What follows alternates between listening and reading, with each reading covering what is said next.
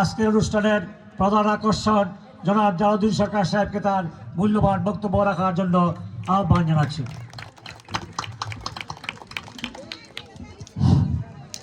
বিসমিল্লাহির রহমানির রহিম।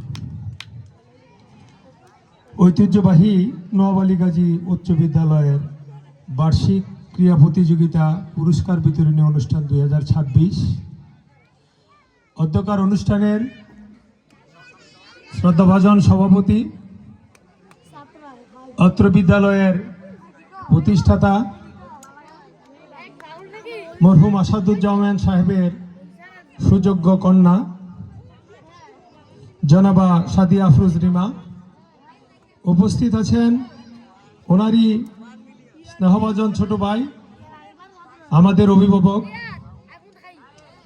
জনাব নাজিবুজ্জামান হাবলু, উপস্থিত আছেন আমাদের চর এলাকার আরেক গর্ব জনাব ইঞ্জিনিয়ার মোহাম্মদ গোলাম রব্বানী সাহেব, উপস্থিত জনাব আজকের অনুষ্ঠানের উদ্বোধক মোহাম্মদ ইব্রাহিম খলিল, সম্মানিত বিশেষ অতিথিবৃন্দ, সম্মানিত অতিথিবৃন্দ, অভিভাবকবৃন্দ, শিক্ষক শিক্ষয়িত্রী, আদরের ছাত্রছাত্রী, সকলের প্রতি রইল আমার সালাম। আসসালামু আলাইকুম রহমতুল্লাহ। আজকে এই নোয়াবালী গাজী স্কুলে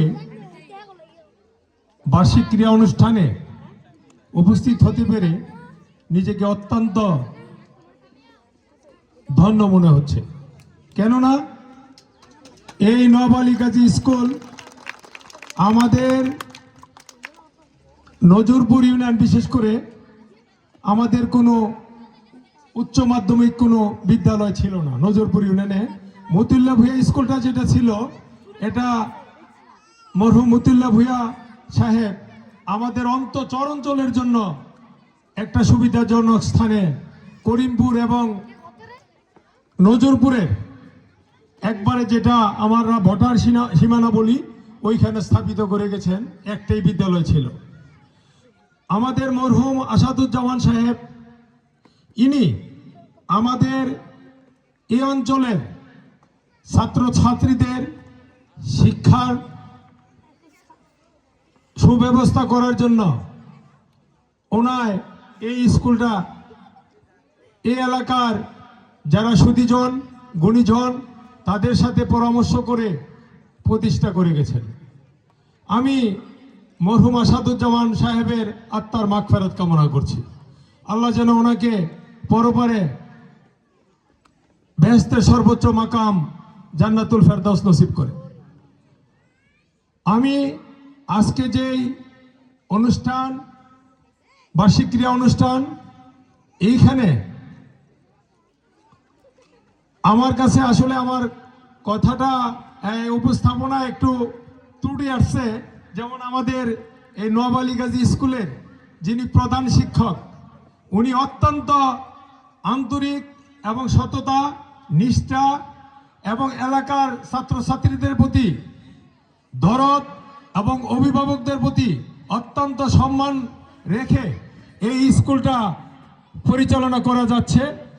অত্যন্ত উনি এই এলাকার জনগণের কাছ থেকে এবং আমাদের কমিটির কাছ থেকে অত্যন্ত ধন্যবাদ পাওয়ার যোগ্য। আর বিশেষ করে ওনার যেই দাবিগুলা ওনায় নিয়ে আসছে, যে আমাদের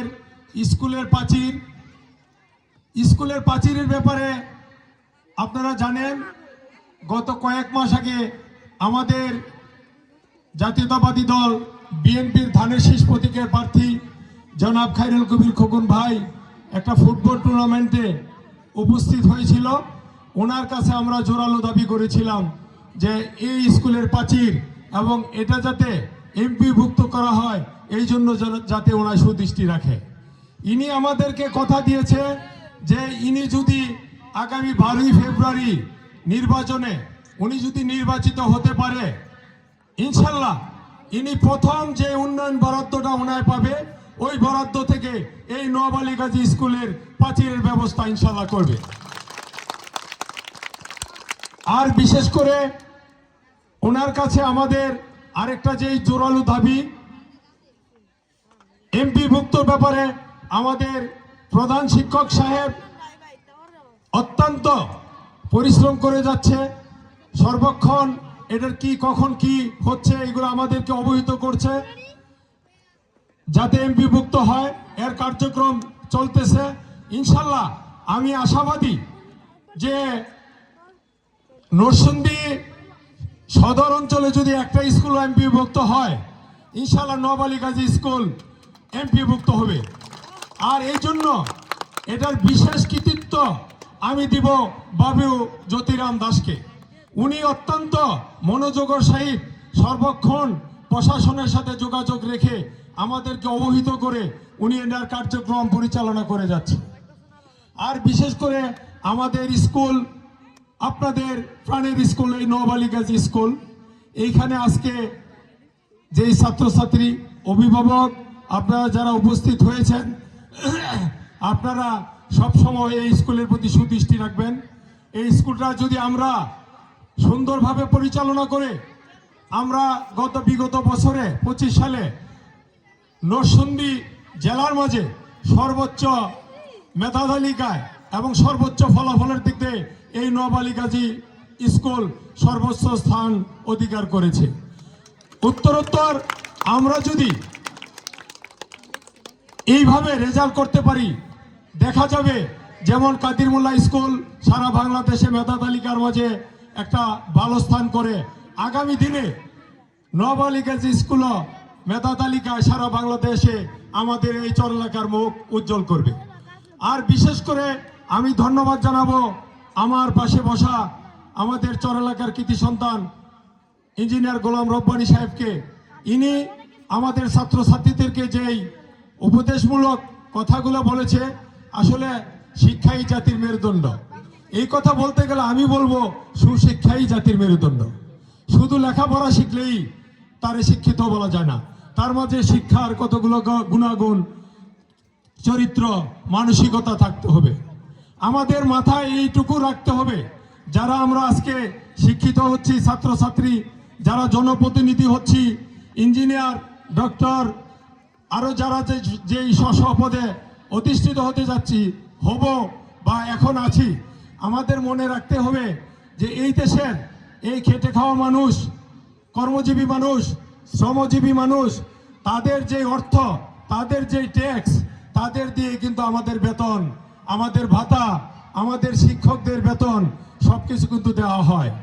এই কথা যদি আমাদের মাথায় থাকে এবং আমাদের অভিভাবক, শিক্ষক তারা যদি আমাদের ছাত্রছাত্রীদেরকে যদি বলে যে আসলে এই যে রিক্সা চালক, এই যে একটা ট্রাক ড্রাইভার, তার যে ট্যাক্স, এই ট্যাক্স থেকে কিন্তু তোমাদের শিক্ষার উপরে একটা অবদান আছে, তখন আমাদের ছাত্রছাত্রীদের মাথায় যদি, মানসিকতায় যদি এই জিনিসটা থাকে যে ওনার পয়সা দিয়ে কিন্তু আজকে আমি লেখাপড়া শিখে আজকে ইঞ্জিনিয়ার, ডাক্তার, চেয়ারম্যান, মেম্বার, আমরা যেখানে উপনীত হয়েছি, তাদের একটা অবদান আমাদের মাঝে আছে। তাদের জন্য আমাদেরও কিছু করণীয় থাকা আবশ্যক।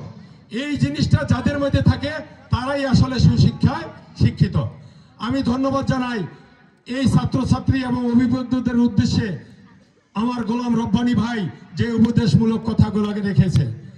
আর বিশেষ করে আমি যারা এলাকার সুধীজন, মুরব্বিয়ান, যুবক, অভিভাবক যারা উপস্থিত হয়েছেন, তাদেরকে অনুরোধ করব আপনারা সবাই যার যার ছেলে মেয়ের প্রতি সবসময় খেয়াল রাখবেন, তারা যেন মুরব্বীদের সাথে কোন ধরনের আচরণ করে। আপনার ছেলে শুধু স্কুলে গেল, স্কুলে ভালো রেজাল্ট করলো, এটাই যেন শেষ কথা না হয়। তার প্রতিবেশী, তার বন্ধু বান্ধব কারা, তারা তাদের মুরব্বীদের সাথে কি ধরনের আচরণ করে, এগুলা সর্বদা শিক্ষক এবং অভিভাবকদের যাতে দৃষ্টিতে যাতে থাকে। আর বিশেষ করে এই নবালি গাজী স্কুল, আসলে আমি মনে করি যে এই সাদা মনের মানুষ অ্যাডভোকেট আসাদুজ্জামান আমাদের কল্যাণে, আমাদের মানুষ গড়ার যে ফ্যাক্টরি উনি প্রতিষ্ঠাতা করে গেছেন। এই জন্য ওনার আত্মার শান্তির জন্য আমরা সকলে এই প্রতিষ্ঠানের প্রতি সুদৃষ্টি মনোযোগ সবসময় যদি আমরা রাখি, তাইলে পরপার থেকে ওনার আত্মা আমাদের জন্য দোয়া এবং আশীর্বাদ রাখবে, আমরা যাতে অবস্থানে যাতে ভালো করতে পারি, এই অনুরোধ আমি সকলের প্রতি রাখছি। থাক, আমি কথা বাড়াবো না। আগামী দিনে এই নোয়াবালি গাজী স্কুলের যে উন্নয়ন কাজগুলো বাকি আছে, বাউন্ডারি ওয়ালের কথা খায়রুল কবির খোকন ভাইয়ের সাথে আমরা 12 তারিখের পরে কথা বলবো। আর এটার যে গেটের ব্যাপারে আমরা ম্যানেজিং কমিটির সাথে আগামী মিটিংয়ে কথা বলে কেউ যদি স্ব উদ্যোগে এই গেট স্থাপন করে তাহলে ভালো কথা, না হয় আমি আমার নজরপুর ইউনিয়ন পরিষদের যারা মেম্বার আছে, বিশেষ করে Hafizuddin member, Delwar member, Faruk member, আরও যারা অন্য অন্য গ্রামের মেম্বার আছে তাদের সাথে কথা বলে, নজরপুর ইউনিয়ন সচিবের সাথে কথা বলে ইনশাল্লাহ আগামী 6 মাসের ভিতরে ইনশাল্লাহ আমরা এই গেটটা এখানে স্থাপন করব। ইনশাল্লাহ আপনাদের সাথে কথা দিচ্ছি নজরপুর ইউনিয়ন পরিষদের বরাদ্দ থেকে। আর বিশেষ করে এই স্কুলে আরও যেইগুলো সমস্যা আছে এইগুলোর জন্য যারা কমিটিতে আছে আপনারা আমাদেরকে ডাকবেন। আমরা এলাকাবাসীকে নিয়ে ইনশাল্লাহ নোয়াবালি গাজী স্কুলকে আমরা চর এলাকার মাঝে সর্বোচ্চ একটা বিদ্যাপীঠ হিসেবে প্রতিষ্ঠা করার লক্ষ্যে আমরা সর্বোপরি কাজ করে যাব, এই প্রতিশ্রুতি ইনশাল্লাহ আপনাদেরকে দিচ্ছি। আর বিশেষ করে যারা শিক্ষক শিক্ষয়িত্রী আছেন, আগামী এসএসসি পরীক্ষার্থী যারা পরীক্ষা দিবে তাদের ব্যাপারে একটা কোচিংয়ের ব্যবস্থা আপনারা করেন এবং তারা কিভাবে আগামী রেজাল্টটা গত যে রেজাল্ট এর চেয়ে ভালো করতে পারে এই ব্যাপারে পদক্ষেপ নেবেন।